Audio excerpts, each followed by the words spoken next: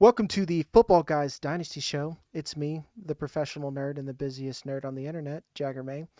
And then with me, as always, is the Dynasty captain, Jeff Bell. And then Victoria Week continues at Football Guys.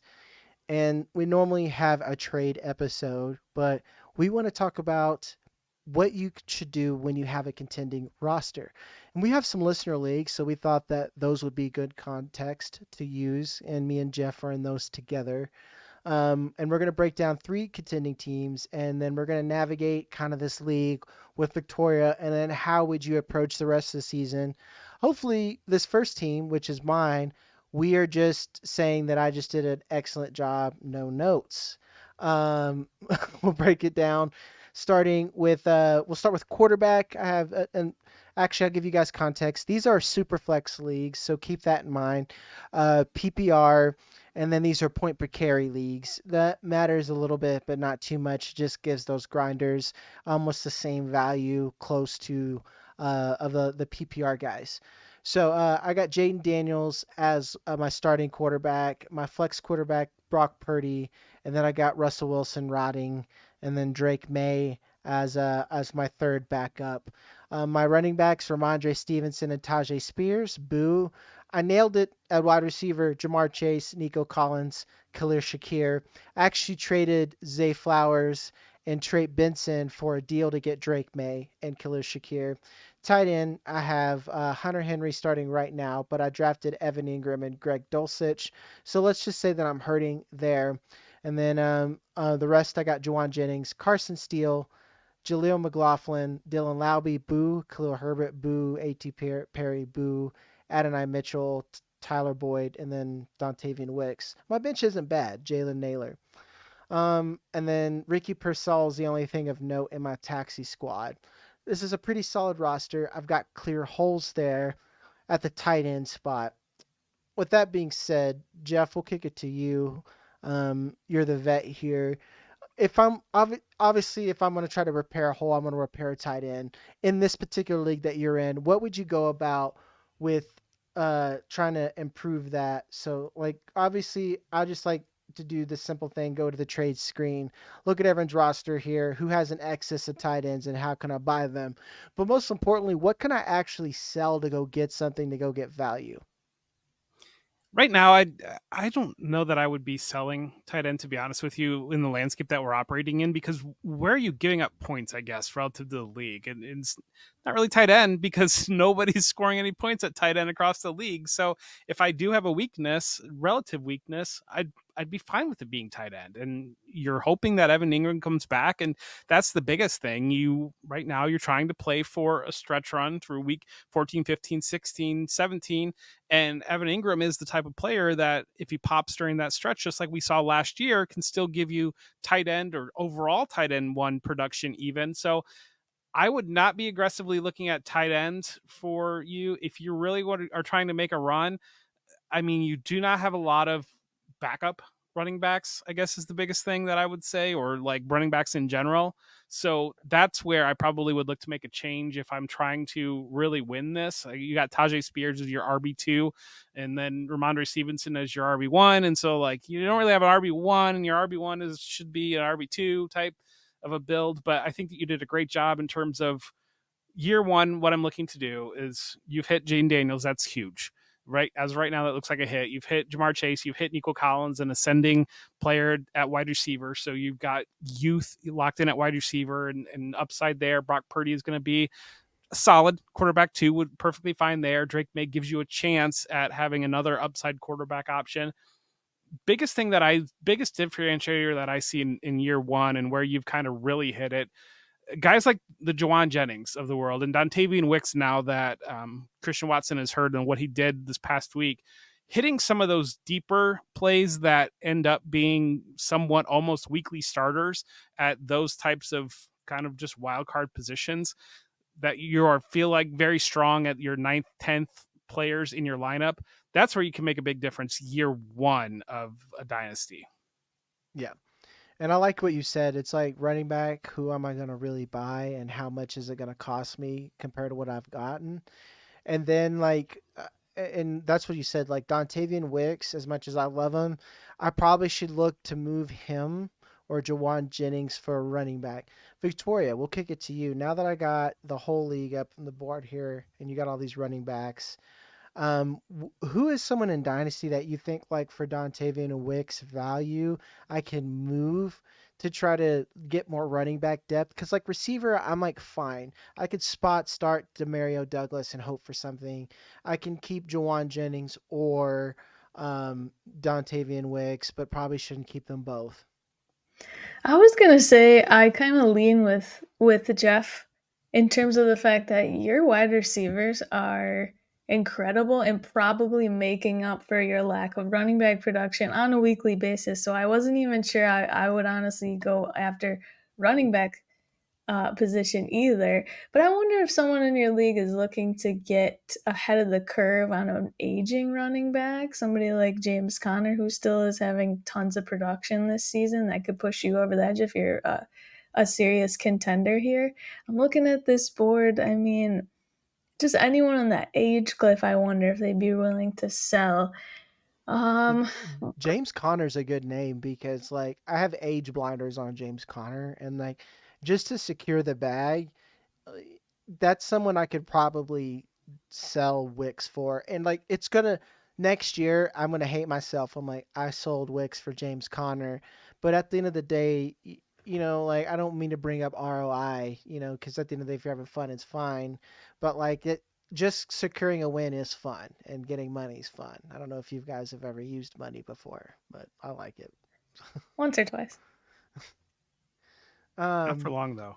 Not for long. That's key. And so the next is like when you have a contending roster, don't go out and just go and send like ridiculous trades to everyone. And yeah, you could spam trade, but I genuinely try to look for like if I'm the 3-0 team, I go look for the 0-3 team and at first. And I'm like, what can I buy off them that they're looking to sell? And unfortunately, desktop doesn't show you as well as like on the phone of like what your record is. But like that's who I'm gonna go and look at. Like this is actually a Joey league, so like what sucks is like baby Joey would sell me J.K. Dobbins or I don't know if I want Jalen Warren anymore. I have too much Jalen Warren and it's not very fun right now. But like maybe I could try to get a trade done with Joey here. I actually I'm gonna do that later. Like I'm gonna try to finesse Joey. So can we come at this with three angles?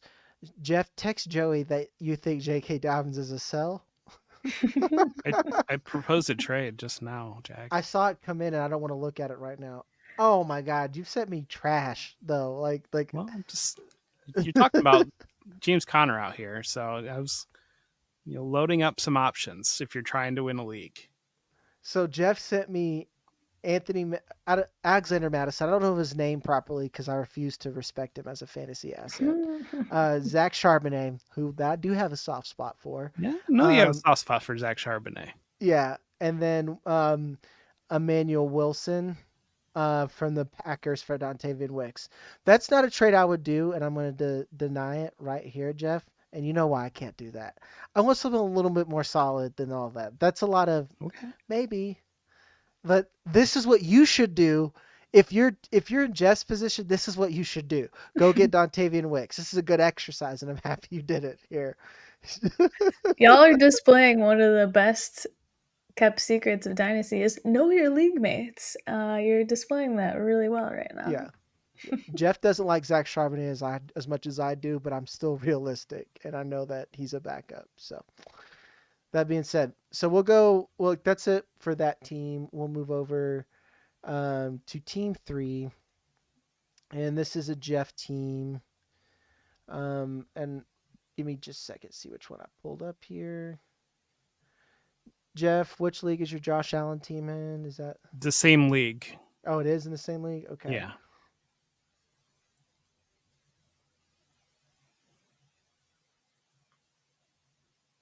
Good. Jeff's pulled up, and Jeff's team is quarterback Josh Allen.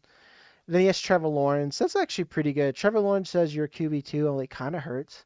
Um, It then felt a for lot running, better a month ago, to be honest with you. But it you nailed it a month ago. Yeah. Zach Charbonnet and Deontay Foreman as his running backs starting right now. Manuel Wilson, Dalvin Cook, Jeff Wilson, Alexander Madison. Jeff drafts like me. He went heavy at the wide receiver. Marvin Harrison Jr., Rashi Rice, George Pickens. Fantastic. Isaiah Likely at your tight end. You have actually your wide receivers are stacked too. You got Jordan Addison, Jackson Smith and Jigba, Rashid Shaheed.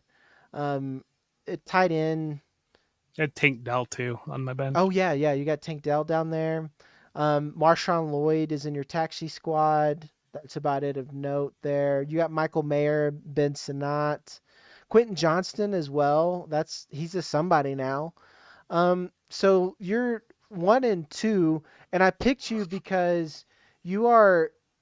Uh, you would think like a pretender, but you're like not really a pretender. You could easily turn this into like a win scenario and like a winning roster. So I'll give you the floor. What are you looking to do to move? Because obviously you need some running backs there, correct? Yeah, I think if I'm to be honest with you, I'm not looking to win this year. Probably, I'm rarely looking to win year one, especially we're not paying for money. So I'm definitely rarely looking to win year one in Dynasty. I'm looking to do exactly what I did. I feel good ish, I guess, now with Lawrence, but I felt good about my quarterbacks out of the draft. I loaded up on young wide receivers.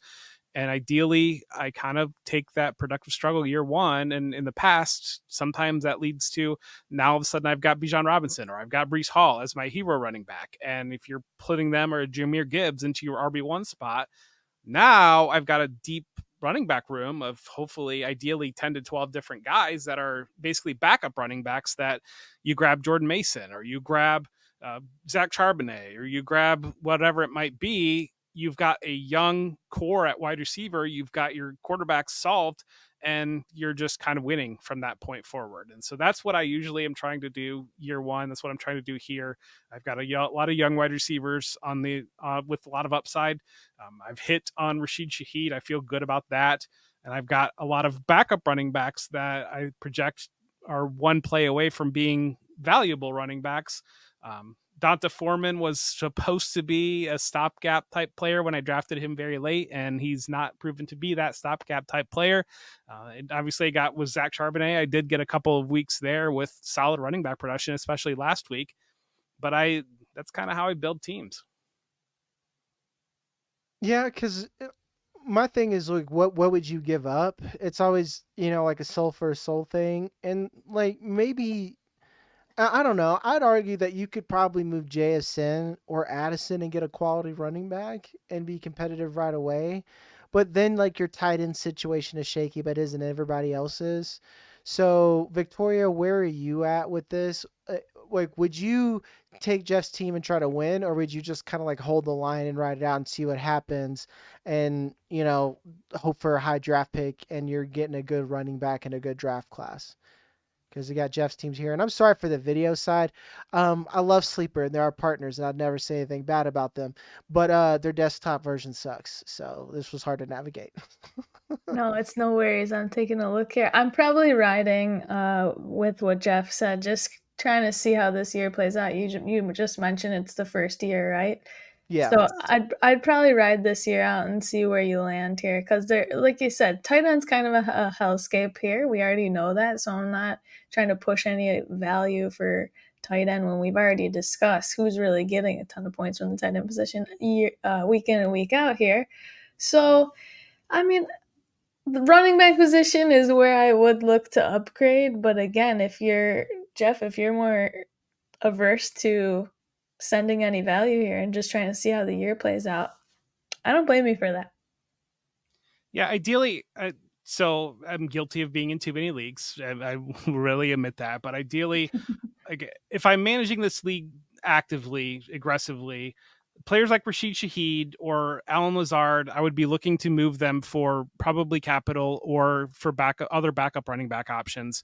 Kind of continuing to stack that war chest of draft capital would be the ideal way to handle some of those things. Even a Wan'Dale Robinson, kind of, he's 13.6 points last week. That's pretty solid. So those are the kind of things where I would be looking to sell some of these fringe wide receivers, or as these running backs like Zach Charbonnet 2 weeks ago step into starting roles, trying to get a third round pick for, if Carson Steele looks like the guy for a minute, then you try to get a third round pick there, or you try to do those types of things. And all of a sudden you're walking into the draft ideally with 2 first round rookie picks, 3 second round rookie picks, a couple of third round rookie picks. And that's where in year one, going into year two, I'll sprinkle those with running backs and hit young running backs. And then all it takes is you hit one or two guys, or you hit a Tank Dell or something like that. And all of a sudden you have a legitimate beast of a team.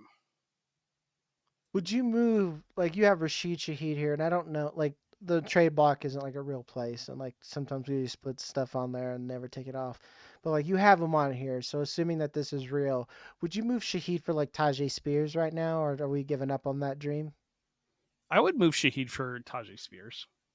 Okay. What about for Zach Moss? No, I wouldn't do that. No. And I'm not going to give you Tajay Spears. I was just saying, like, that's like someone I would like. Yeah.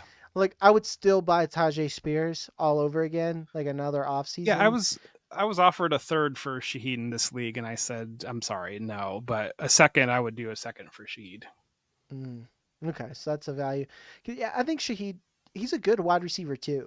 Like Derek Carr's just like Derek Carr, you know. Like I think if Justin Herbert was in this offense, like both Shaheed and Chris Olave would be kind of like Mike Evans, Chris Godwin tier production as far as every week. So that's it for Jeff's team there. The third one, he's actually the top rank in this league, and he's been eating everybody's lunch here. I don't know if I've played him yet, but it's Coatsy, or what if that's his name? Yeah, Coatsy here. This dude has Lamar Jackson, Justin Fields, Jimmy Garoppolo, Joe Flacco. That I would try to move him now. Jameis Winston, Gardner Minshew, Tyler Huntley. He has every running back known to man. Anthony Richardson. Every quarterback, yeah. Yeah. My goodness. Yeah, every quarterback. And then he's got every backup that's relevant, essentially. He did it. If you're into like what is it, the quarterback X strategy or something, the quarterback extreme strategy, that's what he's done here. But running back, he has a Devon Achane, Bijan Robinson, Alvin Kamara, Tony Pollard, really buff running back room. Then Malik Neighbors, Jalen Waddle, Amari Cooper, Calvin Ridley, Keenan Allen. Then our boy Gabe Davis here, George Kittle, and Noah Fant at tight end. Another thing we haven't really talked about is like draft picks in this league.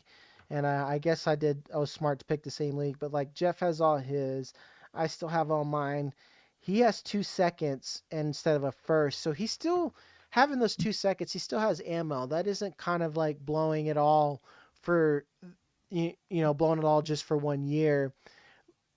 Obviously, he needs like wide receiver help, or I guess he could stick it out. You're moving one of your running backs to try to get a wide receiver, right?